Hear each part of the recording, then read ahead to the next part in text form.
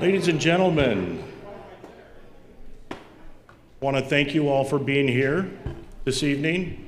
My name is Jim Morgan. I'm the general manager here at the Colony. I know I see many faces that are familiar, and I see a lot of new faces as well.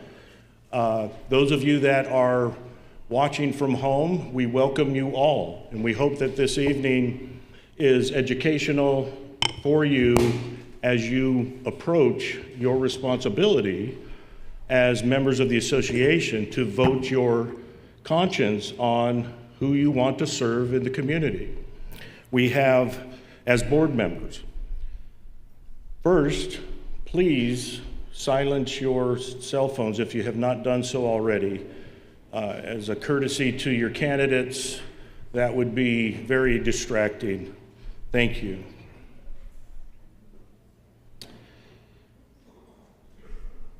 Can we all please rise for the Pledge of Allegiance?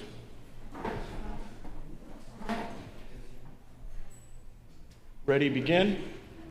I pledge allegiance to the flag of the United States of America, and to the republic for which it stands, one nation, under God, indivisible, with liberty and justice for all.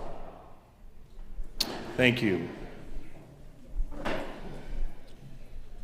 I want to take a few minutes. Those of you that have attended the candidate forums in the past, we have to do a little bit of housekeeping on the front end, explain a little bit about the evening and how it's going to proceed, and then we'll get into the candidates, their statements, and then the question and answer portion. First of all, I don't know if you noticed, but we're in a different venue today, this evening. We, as you know, we have the lighting project for the retrofit project for the clubhouse, which greatly affects the auditorium. There have been a few things discovered as the contractor has progressed through that project that have caused some delays.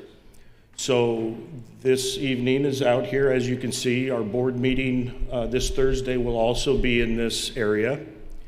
And we appreciate your patience and understanding and cooperation as we work out this abnormal situation that we're dealing with here. And we appreciate your coming out and joining us anyways. I also wanted to mention that what we are looking at doing in the auditorium eventually, shortly after the lighting project's completed, is replacing the sound system. And of course, the theatrical lighting is being replaced as well. This evening's lighting and sound system, I want to thank Jake Henriksen for using his head, and there was always going to be a demonstration period for the equipment that's being proposed, and we triggered that a little early. It'll still be in the auditorium being demoed, but we started out here, so there's no additional cost to the lighting and the sound system that's here. So that's a great a plus, I think, to the efforts that have gone into making this evening happen. And thank you, Jake, for that. I want to explain the ballot. How many of you received the ballot? Okay, most of you. This is old hat for probably many of you, but just in case, I'm going to do the basics with you.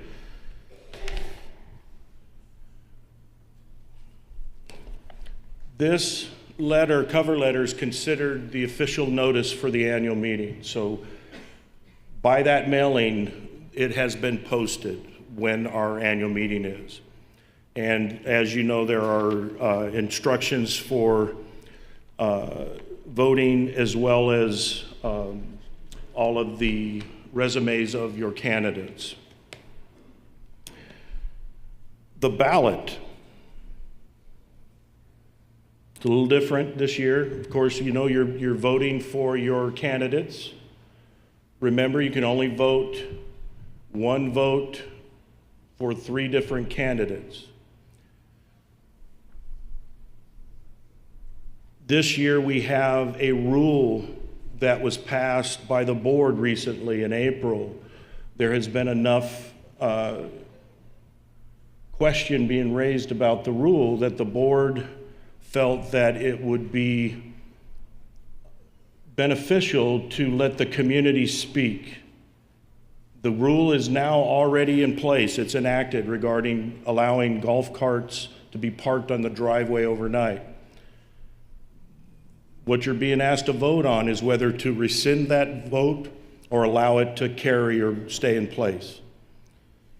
The other items on here are typical each year, the IRS Revenue Ruling 70-604, which is regarding how to use any equity or any surplus funds that are found to exist at the end of a fiscal year, and how the board is to use those funds. Typically, you vote either to give money back or to use it to offset the next year's assessment, and typically this community has voted that way. And then the last thing is to deal with the minutes from the previous year, the 2022 election minutes, annual meeting minutes. Your envelopes. Extremely important to understand how important this cover envelope is, and having your name and your address and your signature on it. This will, if you do not follow those instructions, that will invalidate your ballot. So make sure you take the time to fill this front portion out with your information, including your signature. After you've done your voting and you've filled this out, there's instructions on the back if you want to understand the ballot better. When you're finished marking this with either black ink or blue ink only, do not use a pencil. That will not work in the machinery used to calculate tabulate the votes. When you're finished voting, you put it in this gold envelope, seal it. After you've sealed it with hopefully the ballot inside, you're gonna put it inside this larger envelope that has your signature on it. This is what assures that this is a secret ballot. We only know, we do this portion for quorum purposes. And after that, it becomes a secret ballot through this. We have no idea where this ballot came from at this point on. So that's the importance of that. If anybody has any questions about this, Kimberly would be glad to answer any questions you have. She's my expert on the elections. Make sure I covered everything here. The annual meeting is on Thursday, September 21st at 1 p.m. We expect to be in the auditorium by then. Somebody laughing about that? Or here?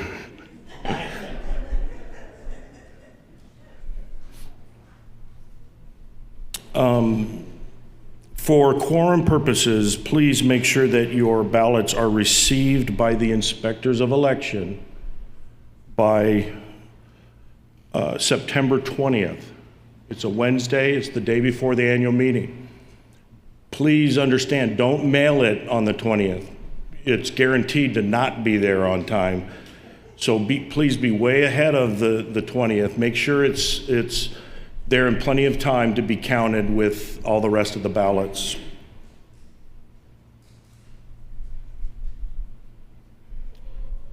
Also, we are not keeping a ballot box here at the clubhouse like had been done in previous years a long time ago. Since we use a third-party inspector of election, they become the ballot box. So if you bring it here, you're better off to just go out to the mailbox in the parking lot and put them in the mailbox out there so that they get mailed to Carlsbad, where the inspector of election is. Introductions. We have our timekeepers and I think you were doing sign-ins earlier as well. We've got Kimberly Evans. Kara Hardy and Katie Burchard. Our inspectors of election this year is who we've used for the last couple of years. The name of the company is the Inspectors of Election, owned by Curtis Peterson. Our question review panel behind me here is Shirley Leidenfrost, Doris Zeif, and Brent Meidinger. I was struggling with that. I got it. So how the evening's going to work. The candidates drew numbers prior to the forum to determine the order they would present their candidacy statements. Each candidate will have 5 minutes to present their statement. The timekeepers will hold up a sign at the 1 minute remaining mark, the 30 seconds remaining mark, and the thank you sign when they need to be finished. And you're gonna hold them up real high and even maybe shake them a little bit because you're really in a bad spot. I see the point. We'll make sure you're aware.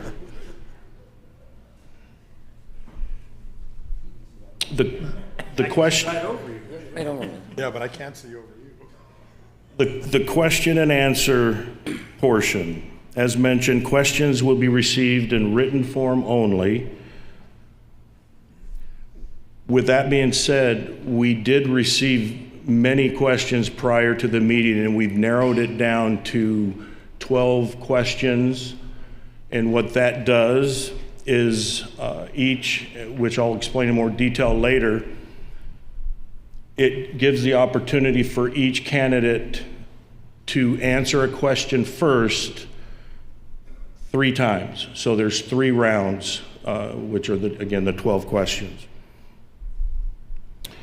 However, if through this evening and during the candidacy statements, if there's a question you hope could be asked, please get it to one of our employees and they will bring it down to the question review table and they'll take a look at it. And if there's time for further questions, if we have time for a full round of, which would push it up to 16 questions, we'll consider doing that.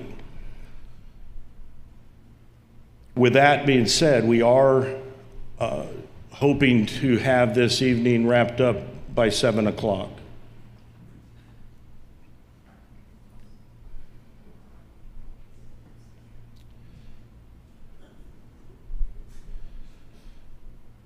So the statements, candidacy statements will, again, they polled numbers at the beginning to determine the order that they will give their statements. During the question and answer portion, they will remain in alphabetical order, and that's how they will answer the questions in that same order throughout the evening and also through each round of questions.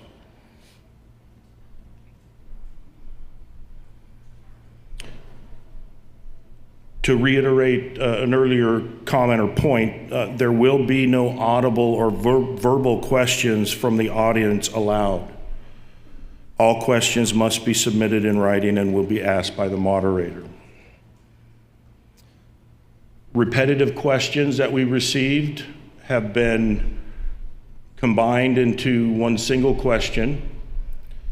Also, some questions that maybe needed a little bit of clarification, that they may have been slightly reworded to fit more appropriately for all candidates to be able to respond.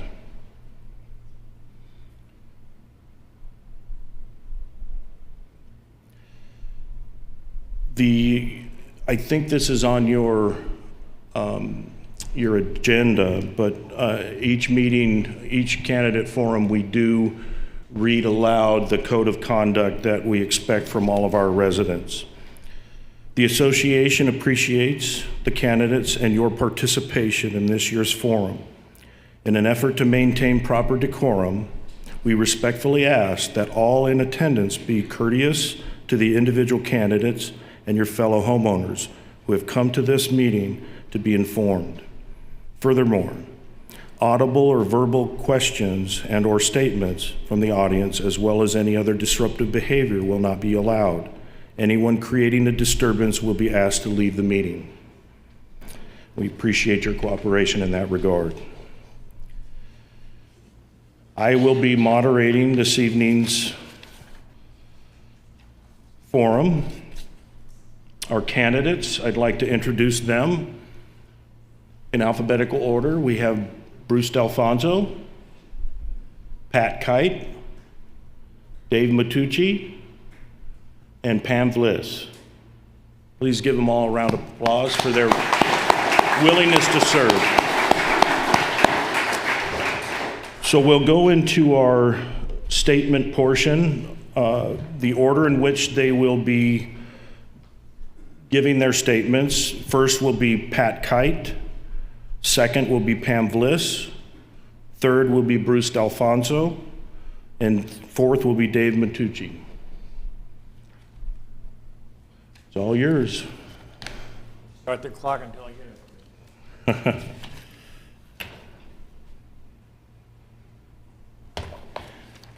Well, good evening, everybody.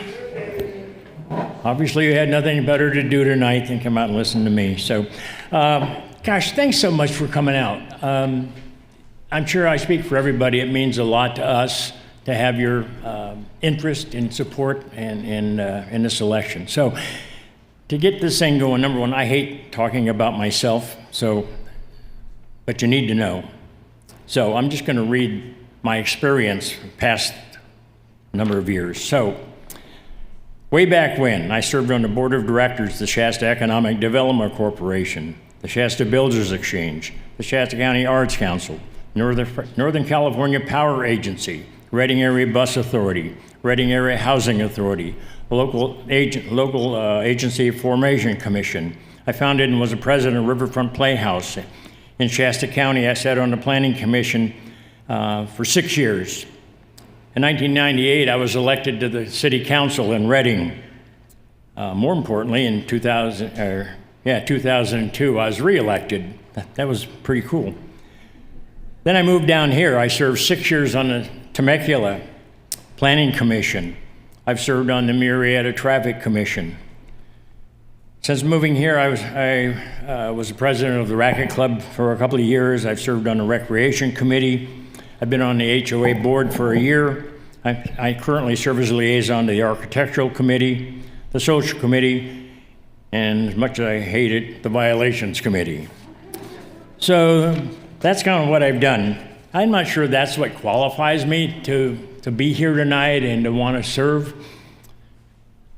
In my past career, late in my career, I started a consulting firm called PK Consulting, as creative as that might have been. And I worked with cities from California to Texas to Florida, Georgia, building really expensive sports parks. And my job coming in as a consultant was to work with city councils and boards of supervisors and within the communities, building consensus so we could get the community moving together as one. And I think that's kind of what I'm about here. I'm not the sharpest knife in the drawer, but what I like to do is bring people together. I mean, we're all more similar folks than we are different. Right, Dennis? Yeah. Dennis is a chairman.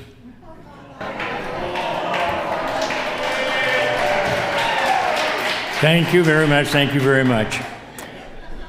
So and since I've been on this board, and I will say after having served on all of those various boards for all these years, this is one incredible board you have representing you.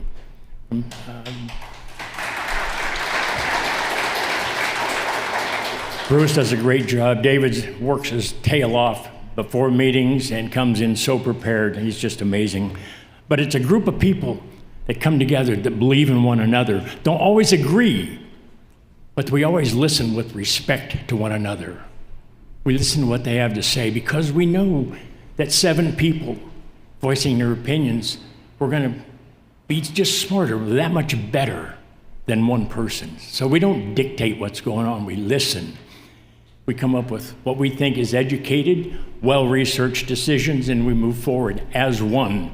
It may be 5-2, but when we leave there, we leave as one. And I think that's so important because as our board moves together, our community moves together. And that's what I want to continue to see. This is one great place we live in. One great place. And I don't want to see it go downhill. So as I want to close this, there was an email sent out the other day by Pam who mentioned that the few are given special dispensation where sitting members are being enriched. And I really took exception to that. But then today I started thinking about it, and Pam, you're right. My life has been enriched by living here, by serving on this board and serving you. That is enriching to me. I want to be enriched for the next 2 years. I believe that this colony cares. I believe we are colony strong, and I believe we can just continue this for the next couple of years. Thank you.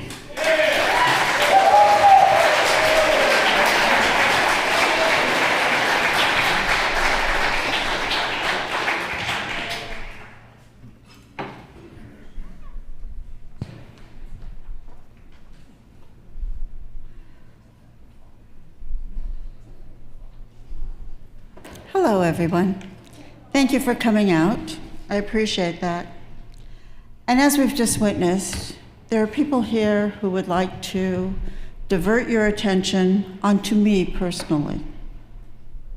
That's because they don't really want you to listen to what I have to say. They don't want you to see or understand the issues that I bring up or the documentation that I show, because that's the truth.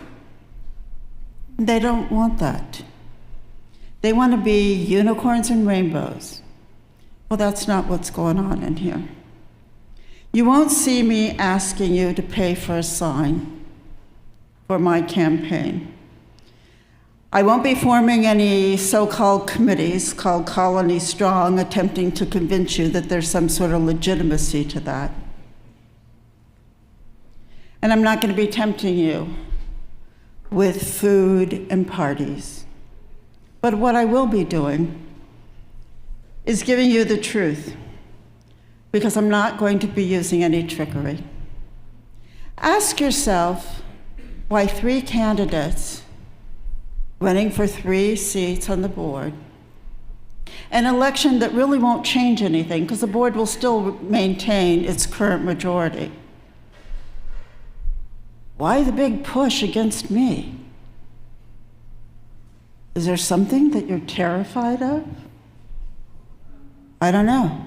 Because it would seem to me that if I was just not saying anything that was really factual or true, I wouldn't be a threat. So why pay attention to me? But that's not what's happening. Now, being on the board, you've heard of experience, and you'll be hearing of other experience.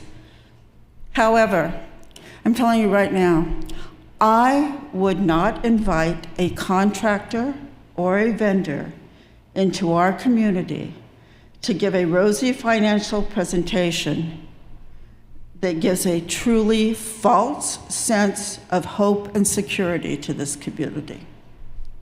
The board did that at the last meeting, and it's called RC Resorts, whom they have brought into our community to manage the golf course.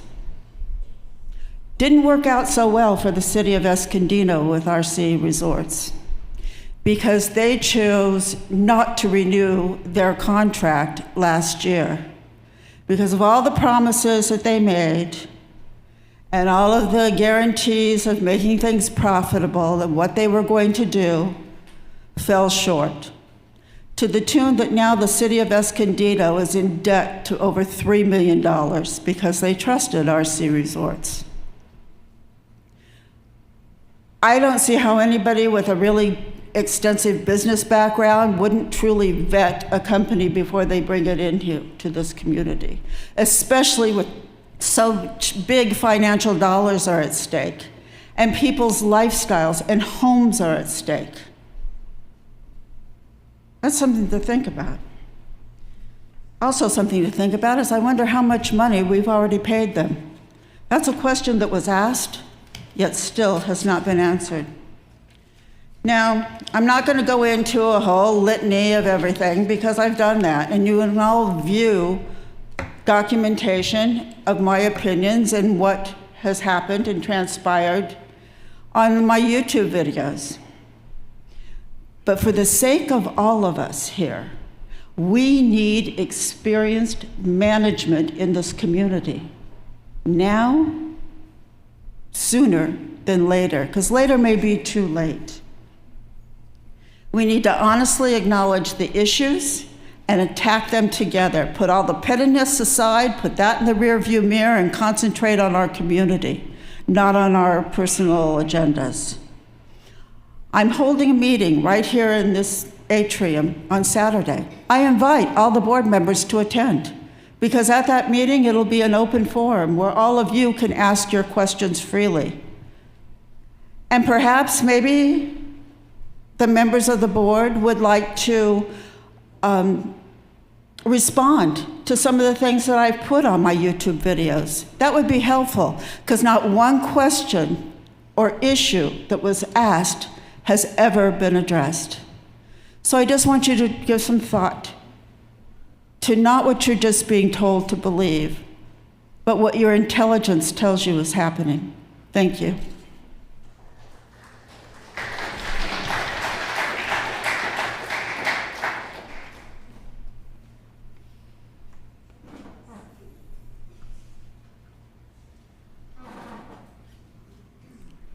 My wife Lori and I, we moved here in 2018.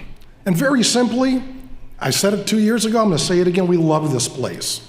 It's exceeded all of our expectations, far what we expected. And I wanna focus on keeping the colony as the premier active 55+ community in Southern California. And I've gotten quite an education over the last 2 years in my first term on the board of directors.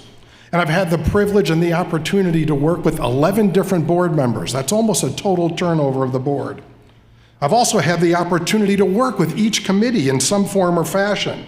And those are the folks that work to come up with the ideas, the solutions, the recommendations that keep this place moving forward. That's where so much of the groundwork takes place. And when you start working with all the board members and the committee members, and also I don't want to forget the leaders of the different clubs that are around, it's overwhelming to see the talent and expertise that lives inside this gate.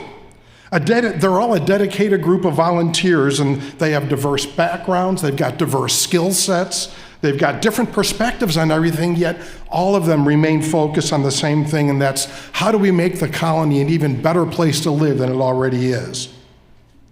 Now, I have a belief that the board has two main objectives. Number one is to protect the investment of every homeowner through increasing home values. The other is to maintain and enhance the lifestyle through amenities, through clubs, through facilities, and social gatherings. And we've been doing both of those. Now, while the golf course has been a major focus for the last 2 years, there's been a lot of other things going on too. If you remember 2 years ago, the two big things I talked about in the election were number one, getting this pool area done, and number two, the maintenance and updating of this building, getting it up to speed. Well, the pool deck is done, the new pool furniture is on the way, and this clubhouse, you've seen the makeover that it's going through. If you look at the outside, the exterior's been spruced up, things have been repaired, things have been painted, while the interior has been upgraded with a whole lot of technology. And it's technology that will continue to serve our members and our new members as they come in for the next 15 years. You know, we've got new wiring throughout. We've got new wireless connectivity. We got security cameras put in. We've updated the recording studio, and you're seeing some of that in here. We talked about a new sound system coming in to the auditorium. It's on the way, and wait till you see that new lighting project once that gets done. There's a lot of good things going on. The list goes on, and it's all because of a lot of hard work from our volunteers. But the work isn't over. And if I'm reelected, my top 3 items this year going into it are, number 1, we've got to complete this golf course journey that we've been on, and we're close. As you saw in the town hall meeting, we're finally seeing light at the end of the tunnel. Well, my second thing, though, is we've got to get these front lawns and the common areas, the grass, we've got to get that fixed. We've got to get it consistent throughout the colony so it looks good, it creates an ambiance, and more importantly, it impacts our property values. And the third thing that I've got is to actually finish out here, finish the final phase of our clubhouse exterior renovation project with the completion of the barbecue area and the shade structure out here. Now, during my career at John Deere, I've always been a pretty good team player, and similar to here, I was working with people with so many diverse skills and talents. And I knew I was rarely the smartest person in the room today. And today I know I'm not even the smartest person on the board or on the committees because it's unbelievable. It's more expertise than I can even dream of having. But what I am able to do is I'm able to recognize people's strengths and I know how to leverage them. I've been able to bring people together that have different ideas to be able to find solutions and actually deliver on them. In short, we've been very successful working as a board and as a community, and if reelected, I'll continue to strive to do whatever I can to help this community, and yes, I will continue to do it with transparency, honesty, and integrity. I'm not the liar people that people are trying to make me out to be. I'm not a deceiver, by twisting words, taking comments out of context. But talk to people that know me, talk to any board member, talk to any committee member, any club member that I've worked with, talk with them. These are the people that know me. They know my work ethic, they know my character, and more importantly, they know my heart. I'm not perfect. I make mistakes, and I'll continue to make them, but I learn from them, but I have never intentionally misled anybody or lied to them here. Also, just give me a call anytime. I'm glad to talk about any subject. I don't pretend to have all the answers, but I know how to get the right people to answer them. And I'd be honored to get your vote for re-election to the board.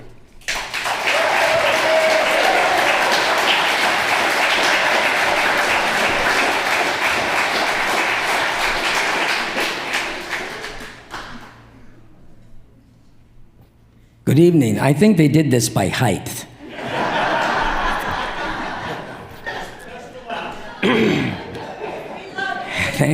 Thank you. Good evening. And I do want to welcome everyone tonight who is here at the clubhouse and those that are watching on video for taking the time out to be here tonight. Sorry, can't believe I have laryngitis. I'm here tonight as an incumbent candidate for the election to the board. And I know that you didn't have a chance or to vote for me previously. I was appointed to fill a seat beginning January of this year from a very well-respected member of the community and the board itself. And hopefully I have fulfilled that seat adequately and provided some continuity. However, most of you know me, I think, from the wine club, doing the events. I've been a director there for 5 years. I've also served on the Landscape Advisory Committee, which is involved in all of the landscaping and the lawns and so forth. And since I served, I am now also their liaison as a board member to them. Block captain for ERT, and recently a part of the Actor Studio. And for those who don't know me, I'm also known as Detective Harris. And why is that important, the committees? Because I think the committees are what makes this community run. All the committees working together in consort with each other and really being a part of it, regardless of who they are. And it also gives you a sense of working with people, solving problems, making solutions, and not being part of the problem, and being cooperative. And you get to meet and interact with a variety of individuals. So I think the committees are very important. So what else have I done? Well, it's in the resume, but just so you know, I have 35 years in the hospitality industry, and not just in food and beverage. It also meant that I worked my way up to director of operations for hotels for Aston Hotels and Westin. And I was department managers, area directors, a resident and general manager of a facility, which gives me that perspective on both sides. Executive Management Council, and believe it or not, I was the president of a board that just started a new development in phase 1, and we didn't have a board. So because I was from the hotel, they made me the president. I got promoted. And I was there for 2 years, and we did the bylaws and the CC&Rs and the documents. So I have a perspective of that. My industry has taken me from Hawaii,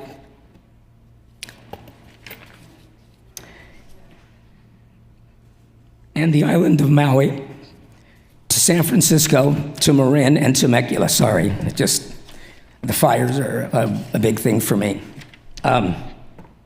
So I undertake this position, but seriously, to be on the board. But I take it with energy, enthusiasm, respect, commitment to the colony.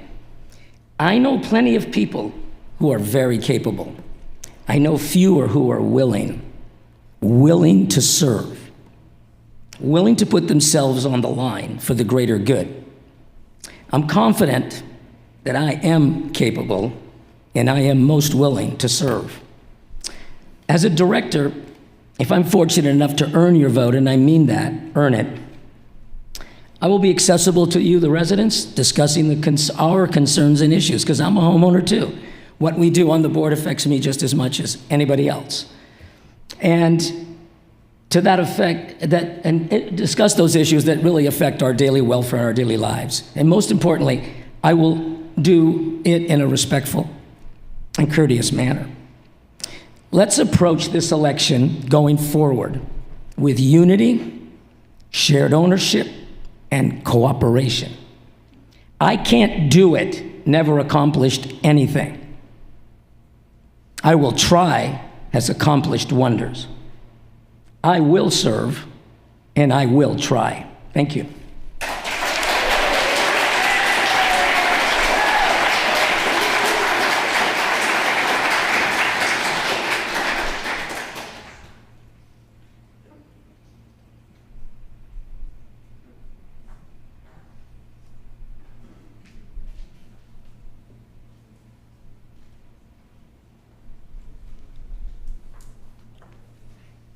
Fun part begins. Dave, I'm sorry, I got to adjust this up a little bit.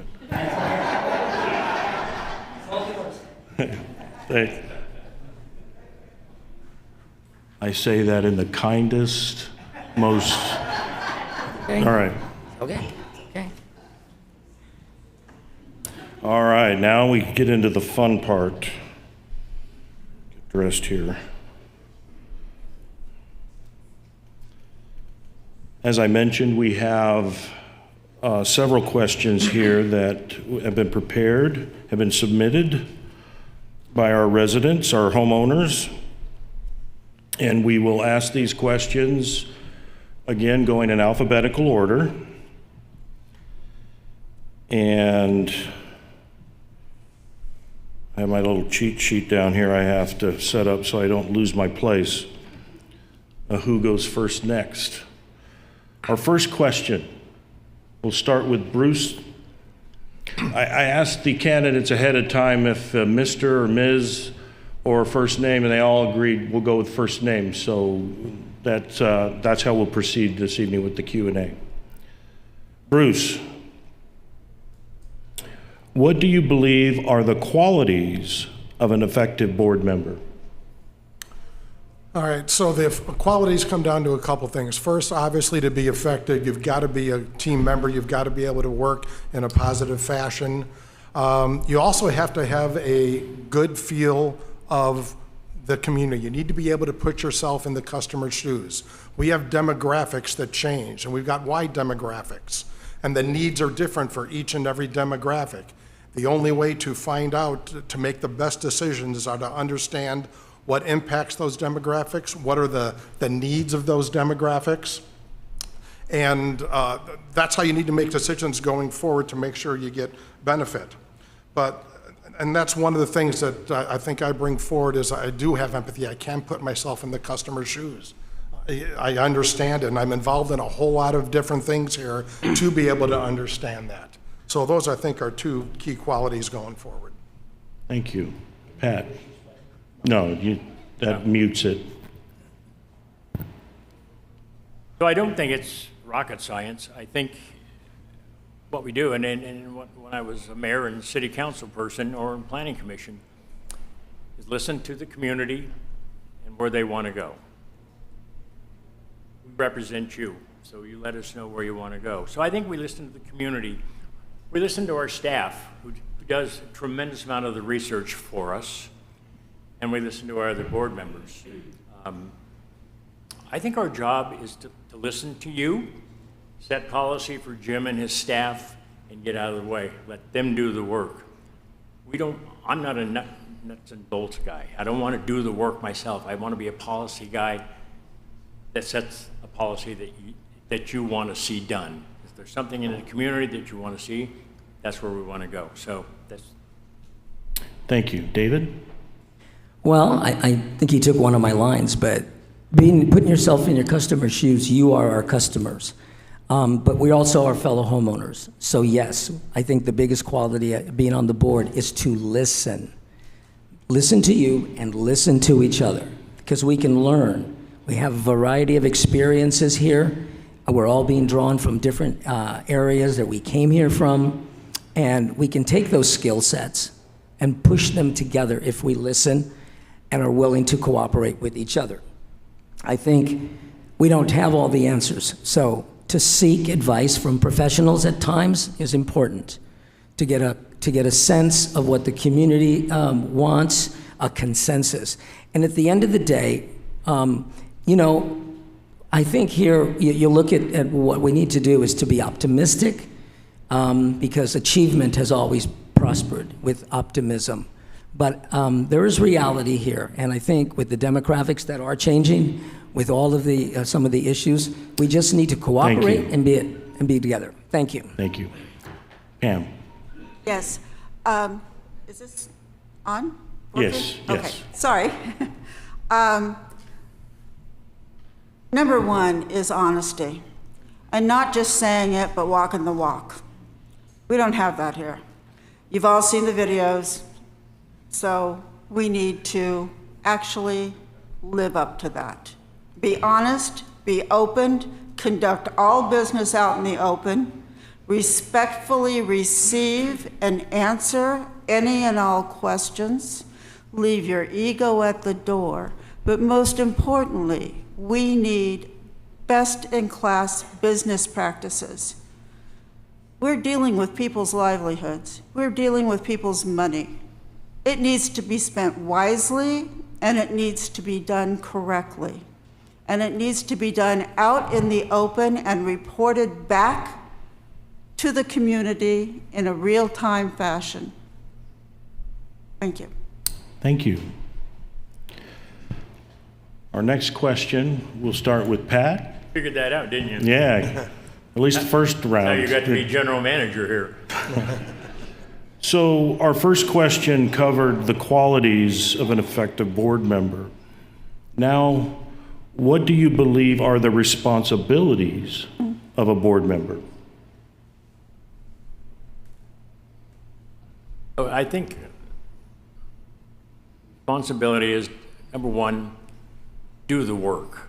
And there's a tremendous amount of work to be done. They always say it's only 10 hours a week. There's a lot of work to be done. So do the work and come to the meetings prepared.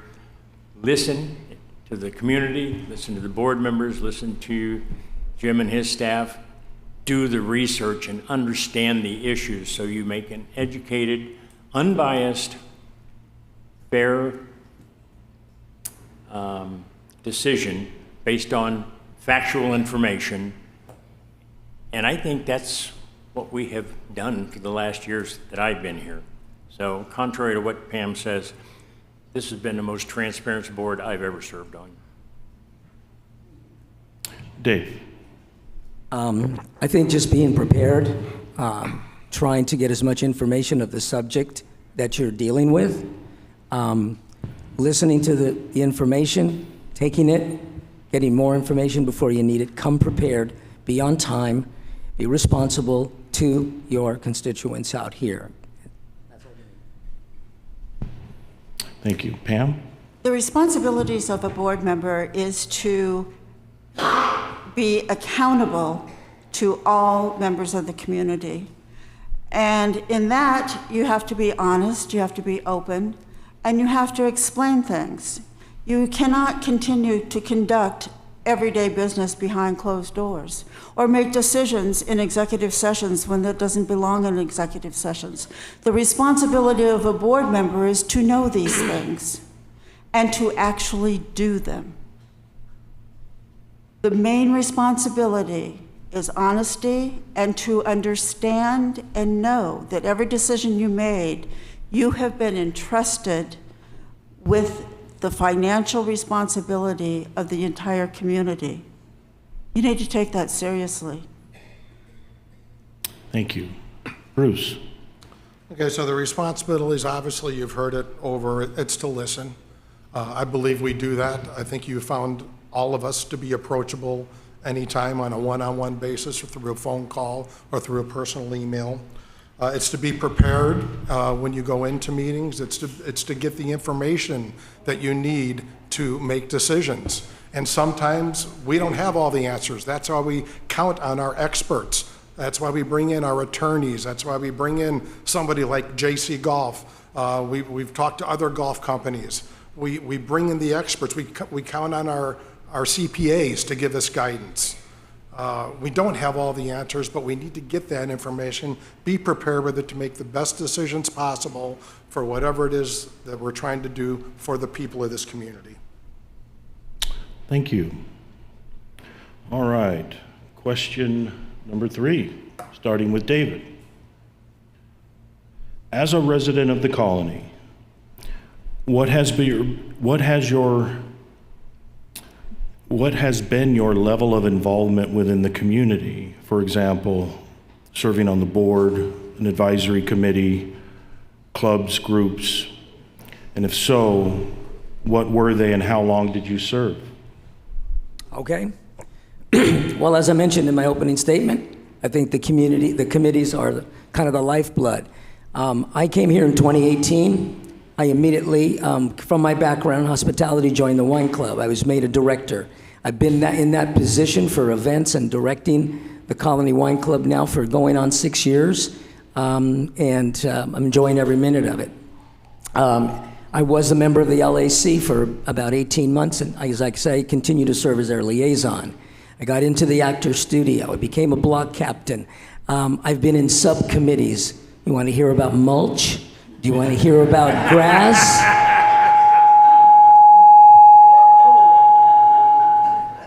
Mention that word. Oh, I just mentioned that word. So I've been on these committees now, and I have been involved in this community since 2018, and have been responsible to be in positions of chair or of director in these committees since I've been here.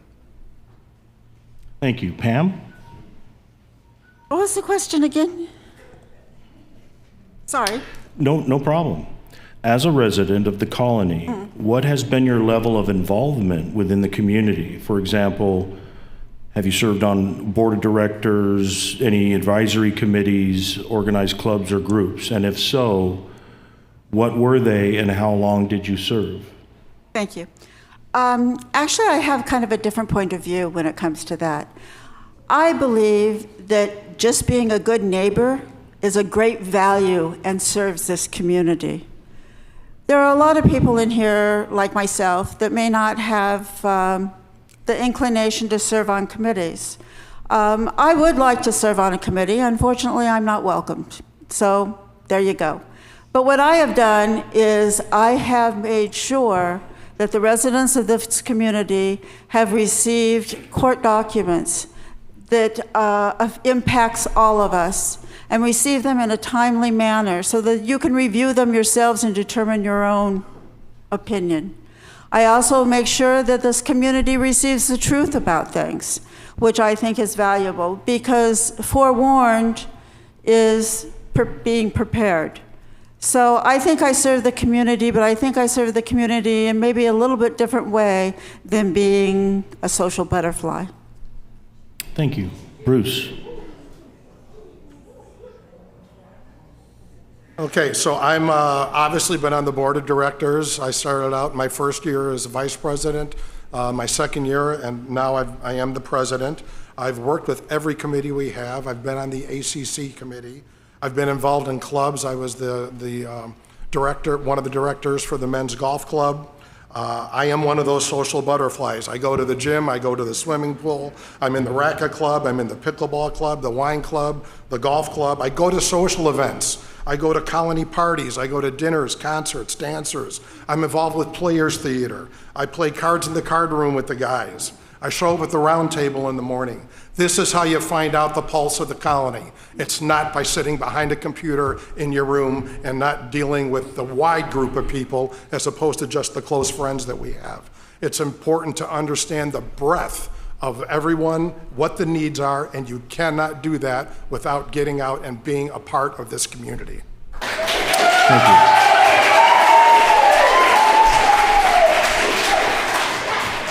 Pat? All those wine club members out there.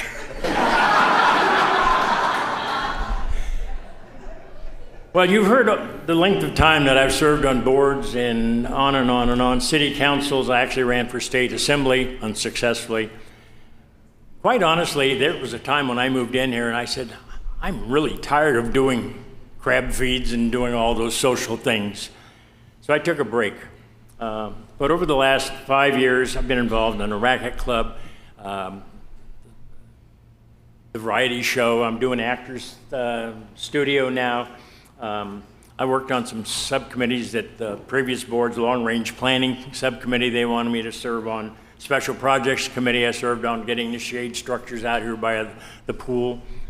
So it's time for me to get active again and be involved in my community, as I have been for the last 40, 50 years. I love living here. I love serving this community. I simply want the best for it. That's why I'm here. Thank you.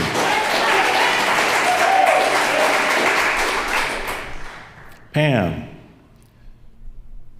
given your past experience in the workplace or volunteer position, please identify a skill set that you possess and provide an example where you applied that skill set to resolve a problem. And how would you utilize that skill set as a member of the board?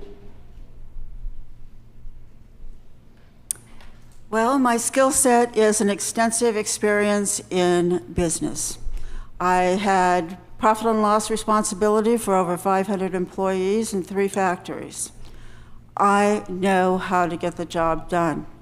There are business practices that are here in the colony that, of no fault of our management company, that are absolutely ridiculous, and we're all paying for it.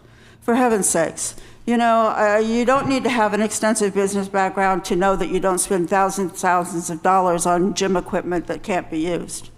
So, come on. I mean, let's get serious. I have been members of teams that have been very productive. Teams in DARPA, teams in JEDEC, which go ahead and Google those because they're too lengthy to explain. So these are situations. I'm a serious business person that knows how to do contracts and to vet vendors. Thank you. Bruce. Okay, so I guess what I would bring to the table from my past is engaging in the customer experience. That's one of the items I do. I spent almost 38 years at John Deere, and the last 20 plus was in sales and marketing.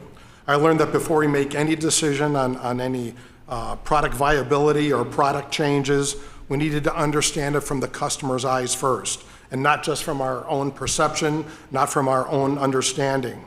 And I worked to ingrain that not only for myself, but for my entire staff. That's something we lived by. We learned the importance of putting ourselves in the customer's shoes to really understand the issues and what they are.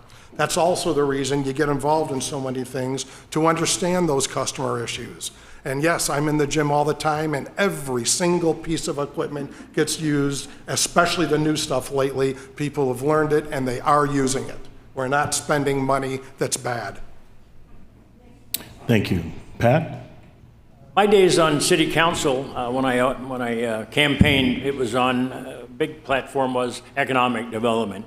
And I wanted the city to build a large site business park out by the airport. And I campaigned so hard on that, and I got elected. After a year, it was going nowhere. So I called a bunch of business people together within City Hall, and I said, folks, this is what I campaigned on, and I have let you down. I have not delivered, and I need your help doing it. So it took some time, 7 years. Actually, they broke ground after I left, but it's done. But the important thing is going back to the electorate and saying, folks, I need your help.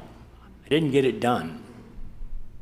There's nothing wrong with trying and failing, but let's try something else. So that's why we need your help, your input. Every single meeting, be there and give us some guidance. Thank you. Thank you. David? Okay, being with people, you have to understand people, read people. Being in Hawaii, it was a multicultural society. Not everybody responded to things the same way. My hotel experience, my management council experience on both sides, union, non-union, all different races and ethnicities, all these things had to come into play. You have to be able to do it. Human resource is a huge, huge part of this. Conflict resolution is one way to solve issues. Confrontation is not. So my skill set is I've worked with these people. I've worked on both sides of the aisle. I think that's how you would do, how you need to be, with the experience that I have that could bring everybody together.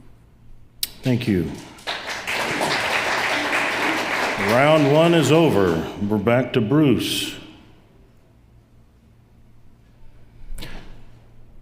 As a member of the colony or any other homeowner association, have you ever sued or threatened to sue the association for which you are or were a member and or its individual board members? No, why would I want to sue myself? Pat? Thank you. David? No. Pam? Yes, I did. I brought a small claims action, which is the only litigation I have ever brought in the colony, regardless of what you've been told, because the president of our board, at that time the vice president of our board, shut the water off to all of our lawns. There was no water restriction. There was no valid justification for it. We were told there were water restrictions, yet the water district came in and said, oh no, there's no water restrictions. Let's have long-term memory here. Let's remember that. Now all of a sudden, the lawns are a priority for this person? Okay. Thank you.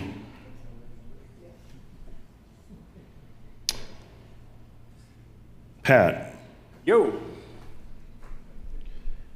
We are continuing to experience high inflation, which has an impact on the overall cost of living.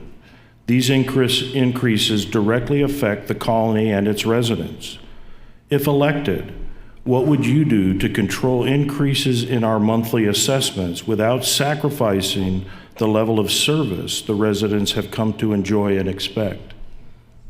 Oh yeah, give me the easy one. Where it came up. I know. It's a tough one, and we just went through that where we had to raise the assessments $50 a month.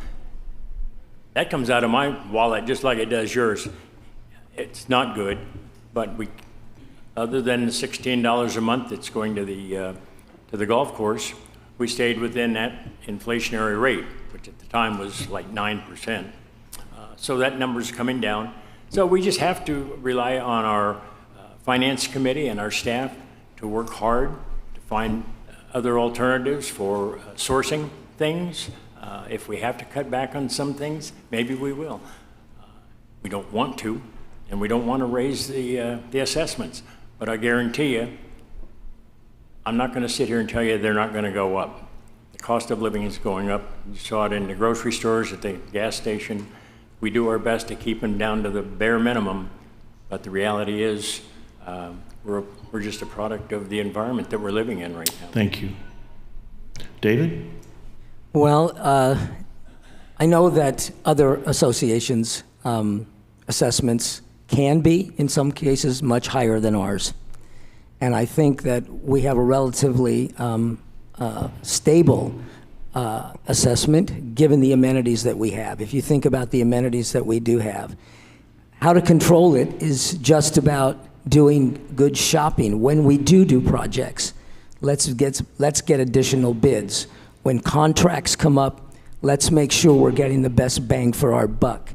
If we can save money on contracts with our outside vendors, our landscapers, whatever, and control those expenses, we can keep the coffee station, you know, and the popcorn. I think that's what we need to look at, because they're going up. But if we shop smart, I think we'll be okay, and we can try to keep things together. Thank you. Pam? Actually, that's a great question, because it is of concern that the cost of the colonies are actually increasing at a drastically higher rate than the current CPI. So that's a real issue. However, this is a very simple question and a very simple one to resolve, because what you do is you go through and you evaluate every single expenditure here. You make cuts where you can. I believe that there's a lot of fat in here, and I believe that we are not getting full value for every dollar spent. It's very simple to figure that out. It's very simple to identify those areas, and it's very simple to make adjustments. Adjustments that should not impact the amenities that we currently have. As a matter of fact, it might even enhance them. But we must always keep our eye on the ball. And the big issue is, why is our rate increasing faster? Thank you. Bruce? Repeat the question. Yes, I can. We are continuing to experience high inflation, which has an impact on the overall cost of living. These increases directly affect the colony and its residents. If elected, what would you do to control increases in our monthly assessments without sacrificing the level of service the residents have come to enjoy and expect? Okay, so first off, these guys all mentioned it. You got to look at contracts. You got to look through every corner, see where are the opportunities to save money, identify things that are not of good value.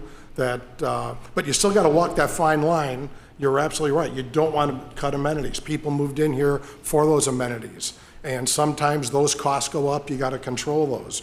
One of the things we need to understand that happened with this last increase, not only was it the golf course, but people had a false sense of what our costs really were because it was being supplemented on a monthly basis. One of the differences I would like to see in the future is that I think it was a $9 supplement that we were paying in previous years. So it's really the 16, the golf course, and 9 for the supplement. That's $25 a month right there.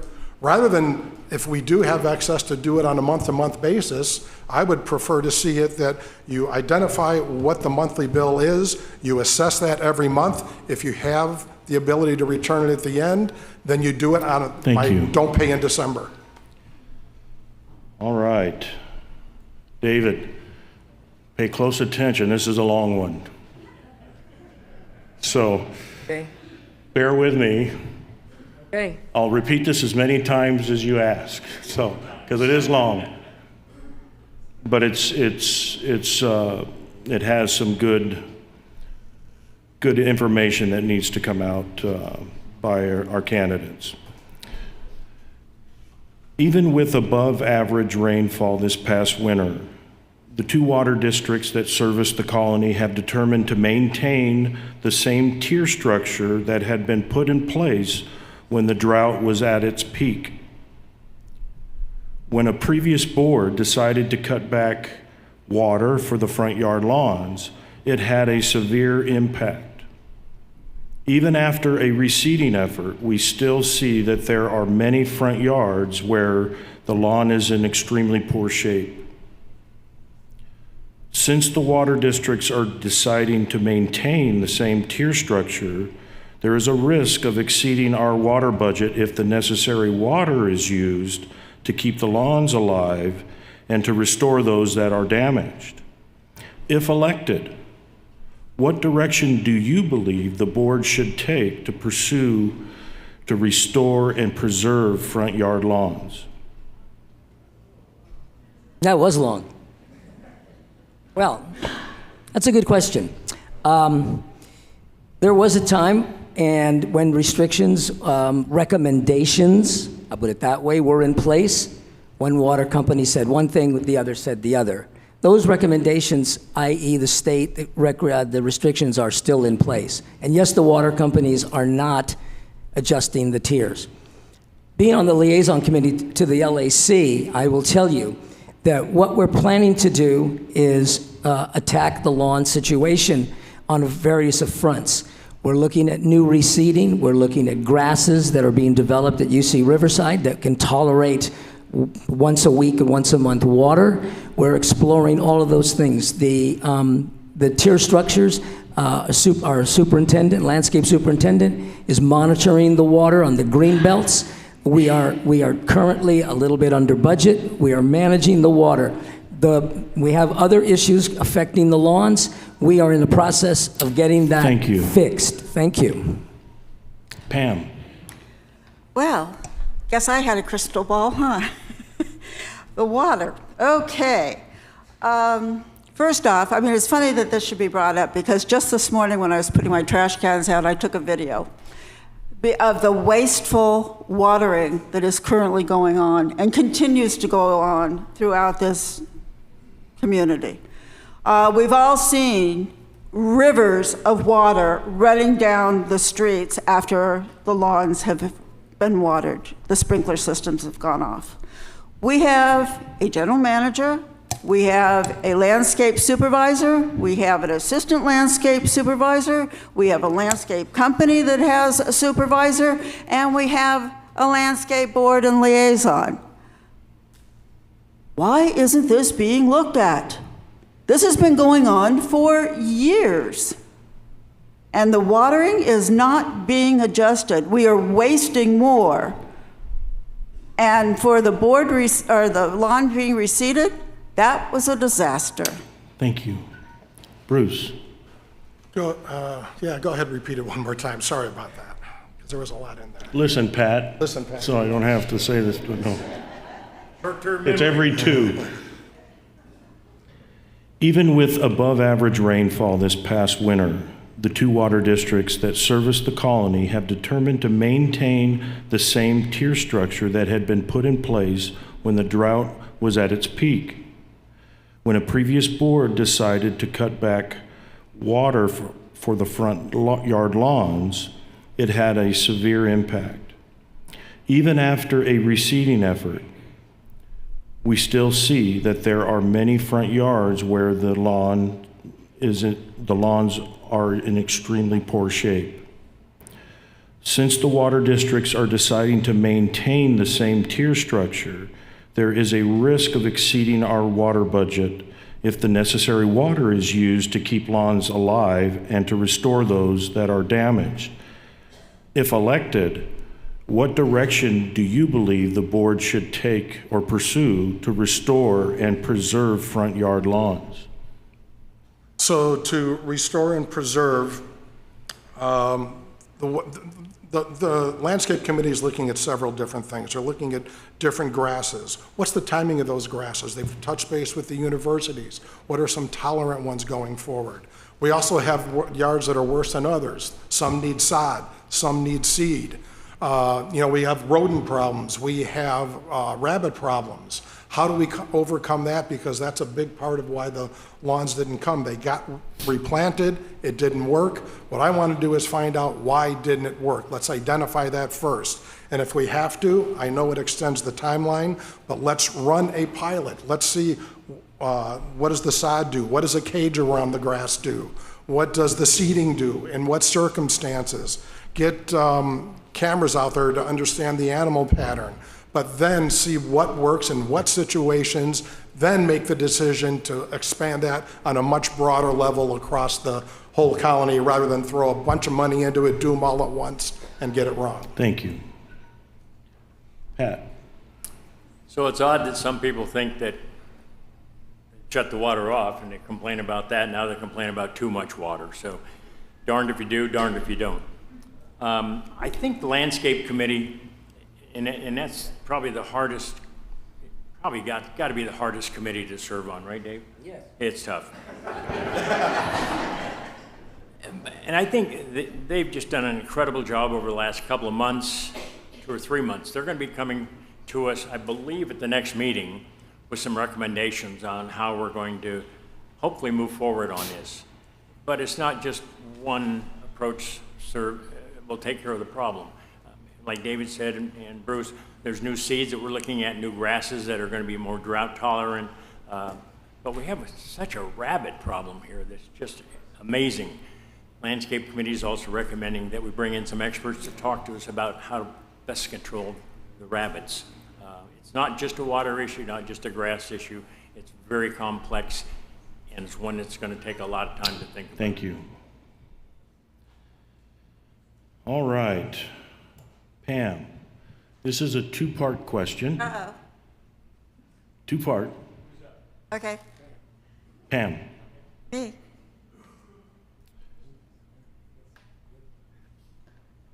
what do you like best about the colony? And the second part, what do you believe needs improvement? What I like best about the colony are the friends and neighbors and residents that I have met. Not all that are we on the same page, but we have respectful discussions. And that's what I like best about it. The neighbors on my street couldn't be better. They're wonderful people. What I like least about the colony are the efforts to divide it and the efforts to pit one neighbor against the other.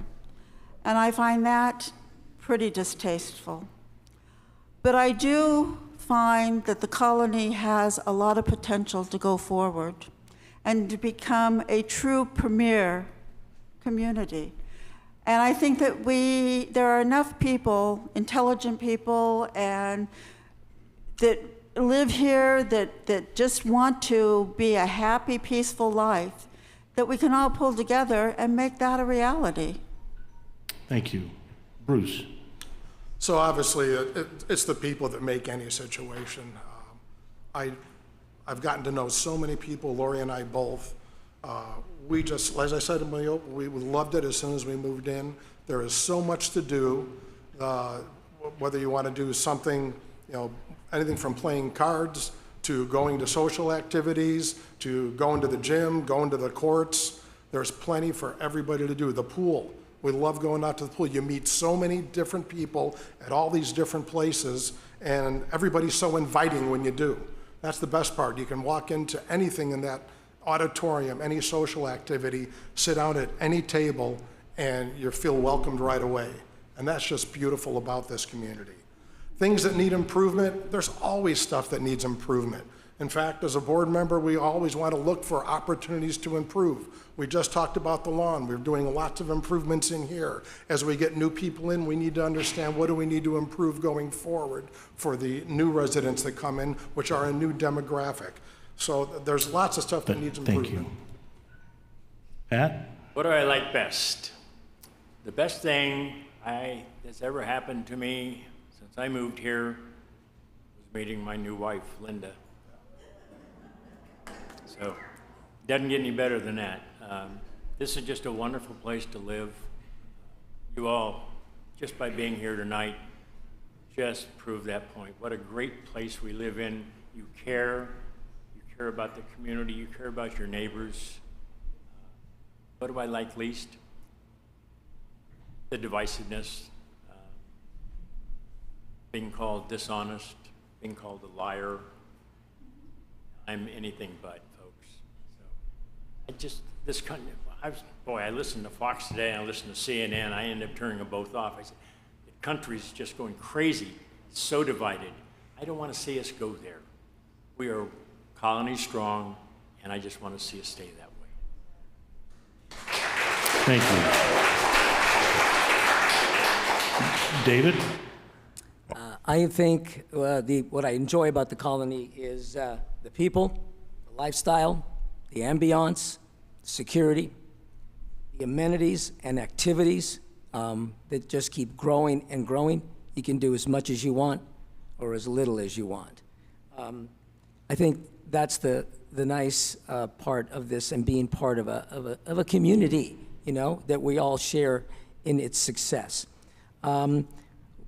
Well, I don't like the divisiveness either. I think, that doesn't really help. And what needs improvement? Of course, if we would ask everybody, it's continual. It's landscaping needs improvement because we can see that. It's something we can see.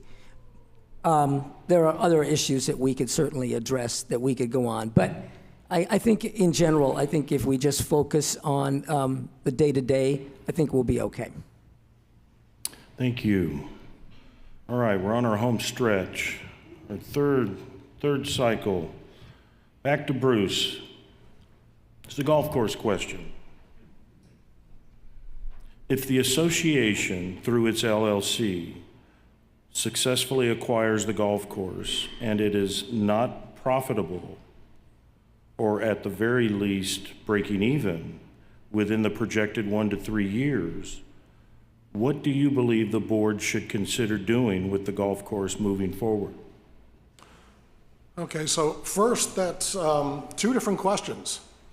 Because one of the advantages that we have as a community, if the LLC were to own it and run it, and if within 3 years it's at least break even, we're not looking to turn huge profits. We will get enough of a return by home values, by the aesthetics in this community, that we'll be getting plenty back from that. Now, if it's losing money, then it comes down to how much is it losing? Why is it losing it? Is it recoverable? And those are the things we need to understand. If it is recoverable, then you put plans in place on how do you move forward. If you feel it's not recoverable, then the beauty is we own that property, and then as a community, we decide, all right, what's that next step? At least as a community, the colony has control of whatever happens next. Thank you. Pat? Well, number one, I think once we take control of the golf course and we get it dressed up and make it beautiful like it once was, and we have good management in here, I firmly believe it will be profitable. But if it's not, then as Bruce said, it's separate from the HOA. It's a private, separate entity, an LLC, and we can decide since we control the property. And I think that's the most important thing about this whole thing. We control the property, not somebody else. Then we come back to the community and say, folks, where do you want to go with this? There aren't many options, believe me, that are palatable. But we'll decide together as a community where we go from there. Thank you. David? I agree. It's hard to project 3 years out. And we're talking about the golf course making money or breaking even.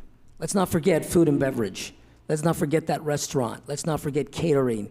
Not just rounds of golf, but all of the other money that can be made by having that golf course and that restaurant in operation.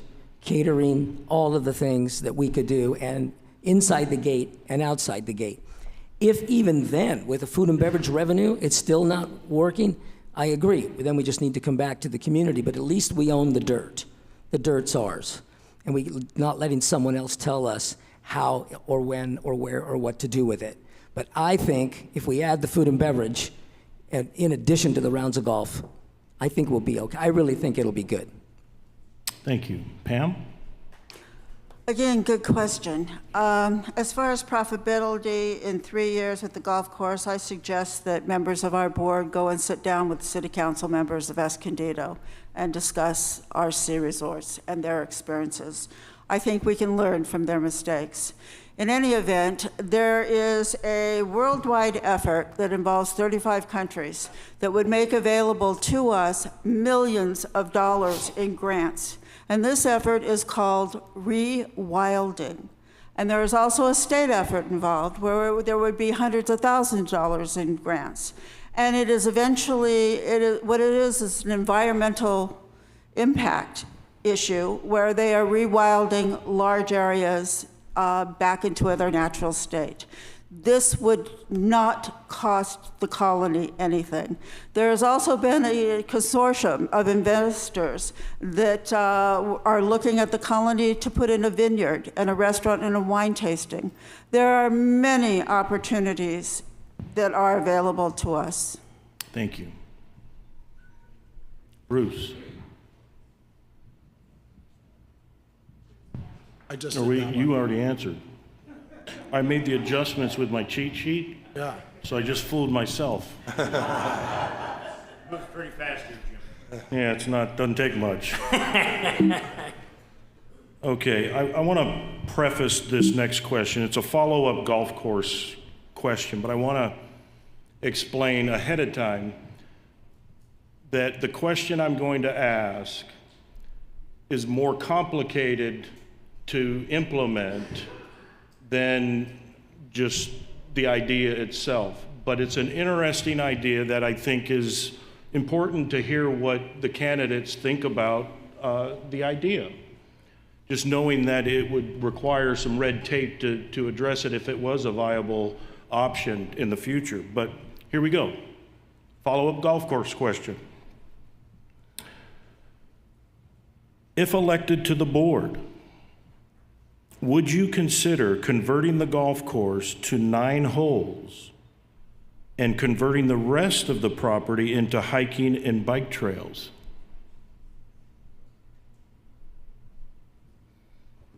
Would I listen to the arguments both in favor of and against? Yeah, I would listen to that.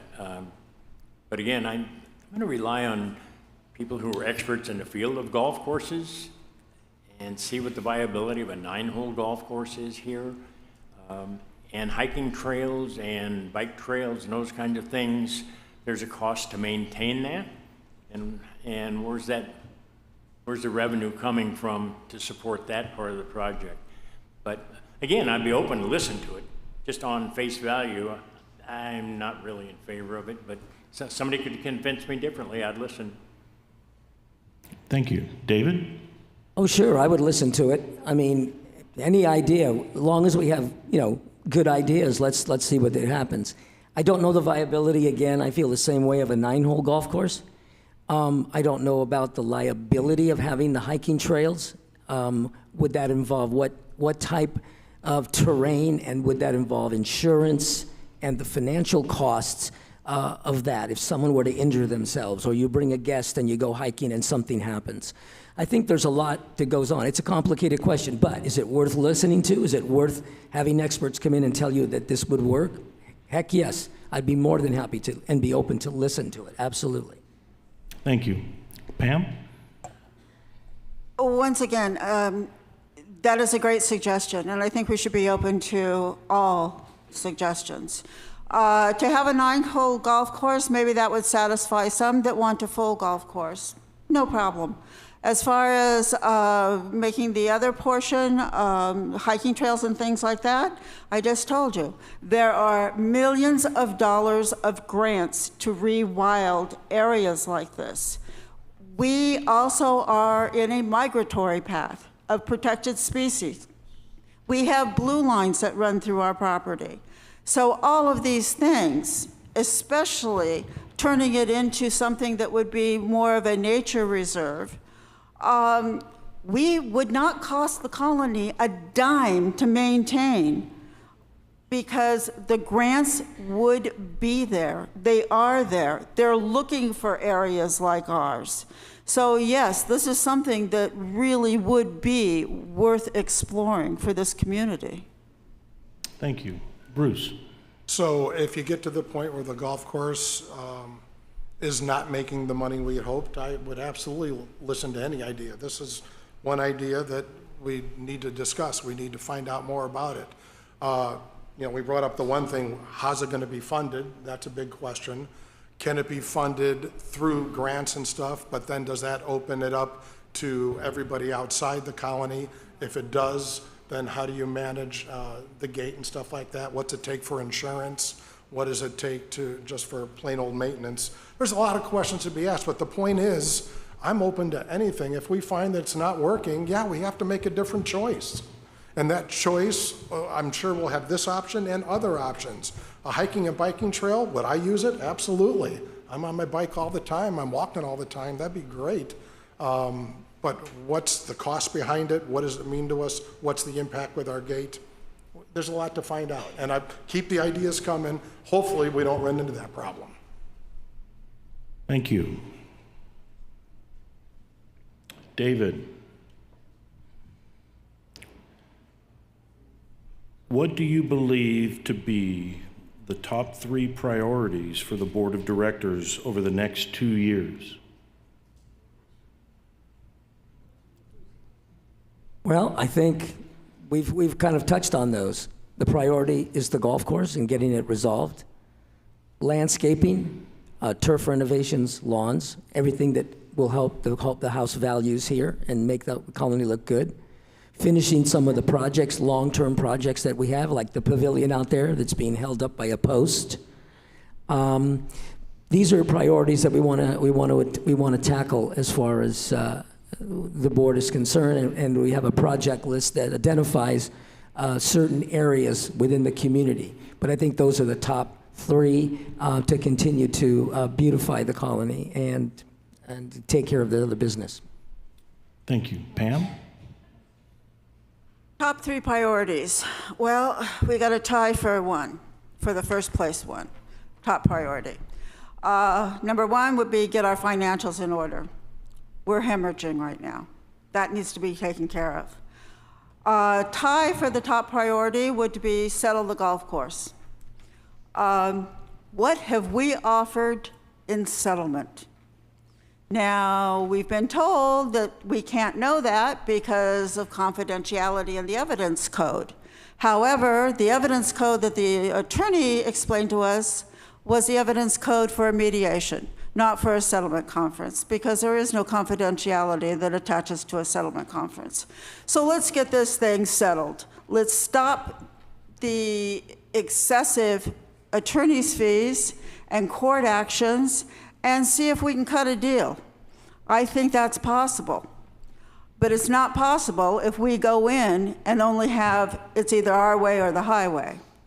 So those are the top 2. Thank you. Bruce? So I've already stated my 3. Obviously, we've got the golf course journey. A lot of you have been on it for many more years than I have been. There's light at the end of the tunnel.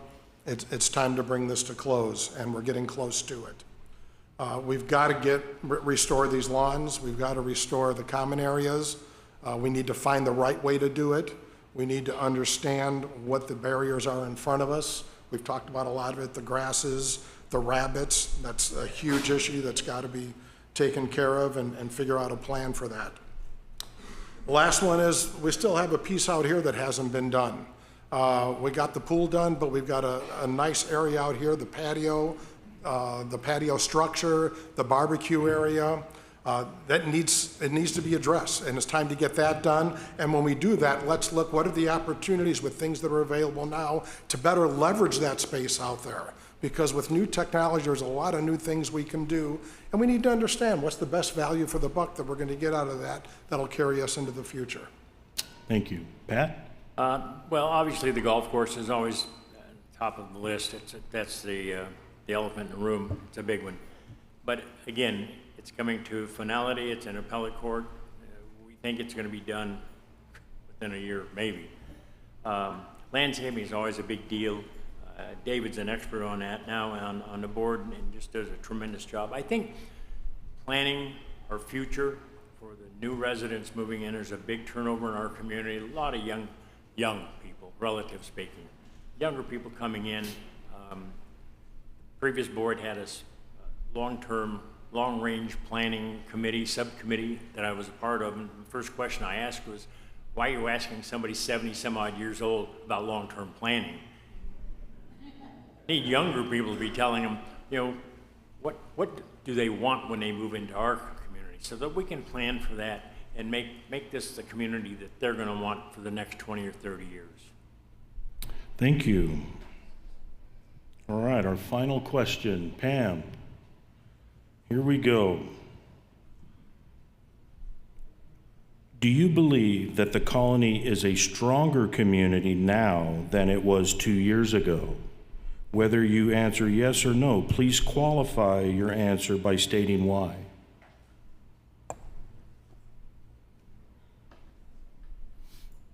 It gives me no pleasure in saying, no, I do not believe it is as strong as it was when I moved in here, even though I moved in here 4 years ago.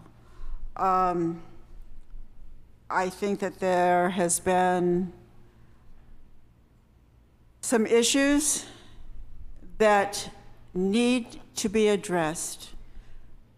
Two factions need to come together instead of fighting each other. And they need to come together in an open, honest, and a respectful way. I'm going crazy here, hearing things that are being said that we all know not to be true.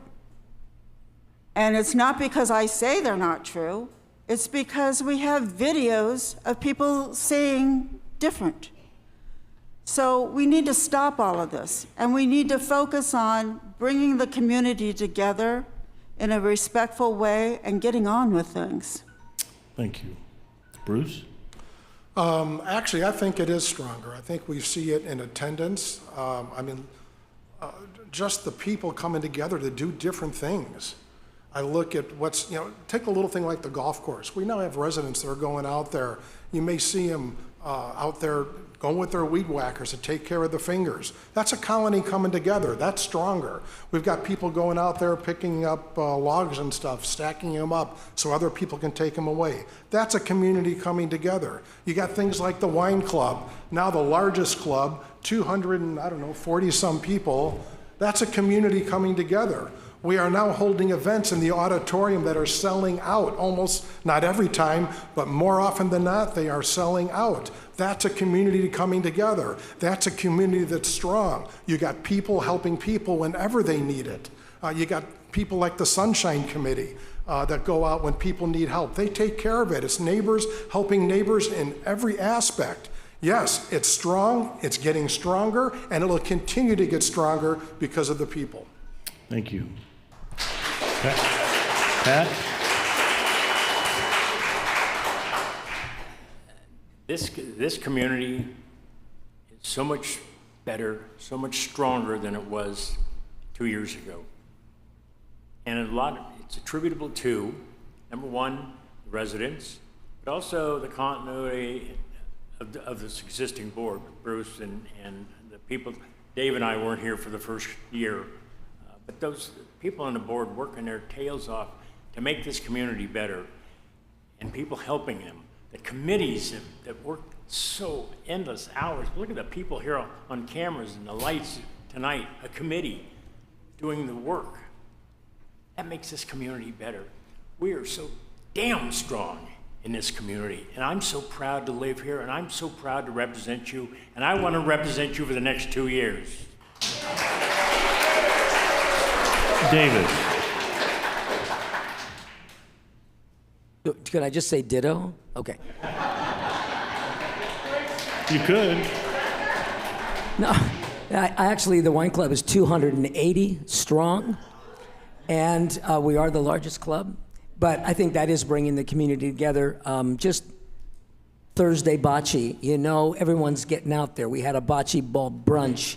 A lot of people showed up. I mean, I think the committees and the attendance the more town halls that we have, more open communication. People are now talking, debating. I think we're stronger. I think we're more of a community. I know there's some divisiveness and there's a disagreement of opinions. That's fine. But at the end of the day, I think this is a much stronger community as we look at each other moving forward. And I want to be here for the next 2 years and help you out doing that. Thank you.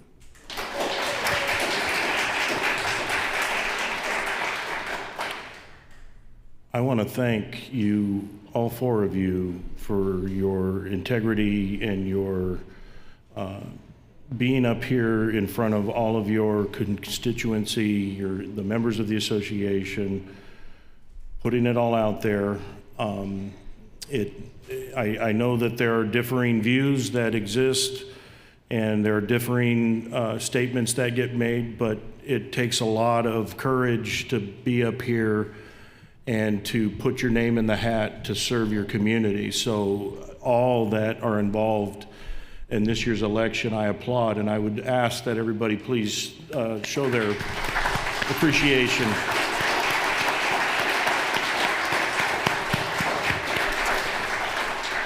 One last reminder, the cutoff for receiving your ballot at the Carlsbad office is September 20th. The annual meeting is on Thursday, the 21st.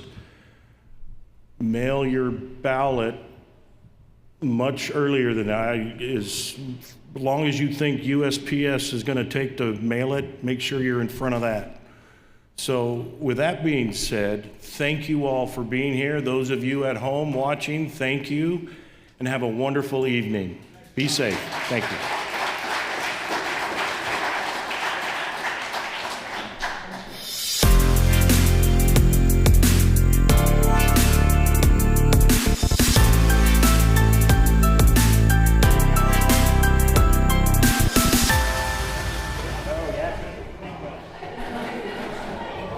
Thank you, everybody. Any questions? Rushed up here.